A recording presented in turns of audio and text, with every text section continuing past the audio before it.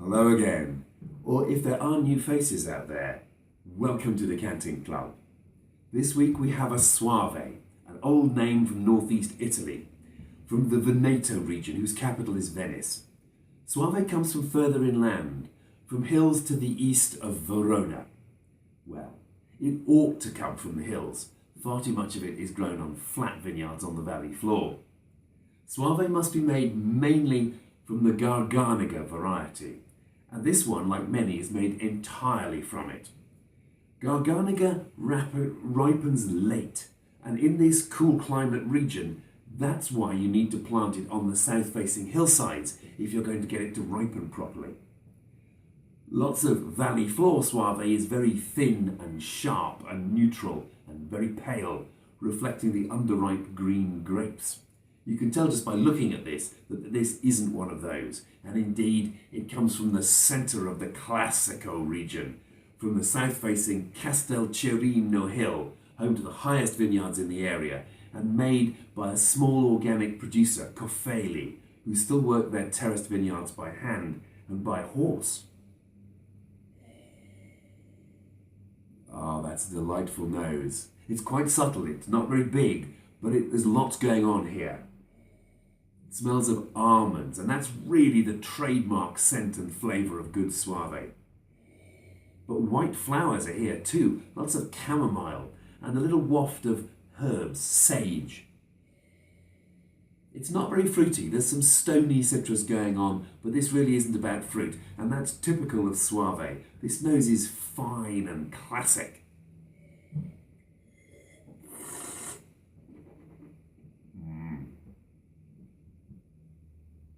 Now, it smells dry and it tastes dry and crisp and fresh and unoaked.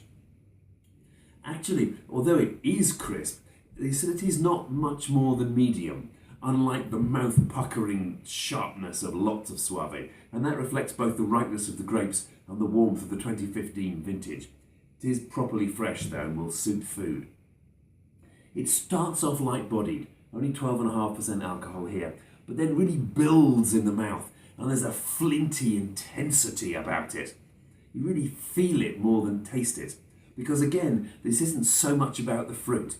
There's a lemony citrus going on in here, and little notes of green apple and green pear. Although the pear is again more about texture than about the flavour.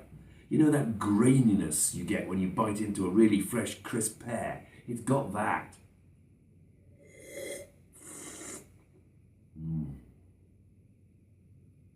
Oh, that's lovely. On the finish, that stoniness is joined by spiciness. In fact, it's almost hot. Not hot with alcohol, because this isn't very alcoholic, but hot with spice. And the almonds from the nose make a reappearance in force.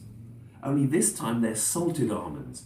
There's a saline quality about this, and the finish goes on and on. That saltiness gives it a slightly drying effect that counteracts the fresh acidity. Really nicely judged, well balanced, absolutely lovely. I'm amazed it's been over a year before we did our first Soave, because it's one of my favourite styles of wine. In fact, I tasted the previous vintage of this a year ago, and we almost featured it then. But 2014 was a very difficult, cold and wet vintage in northeast Italy, so we decided to wait for the 2015, and that was worth the wait.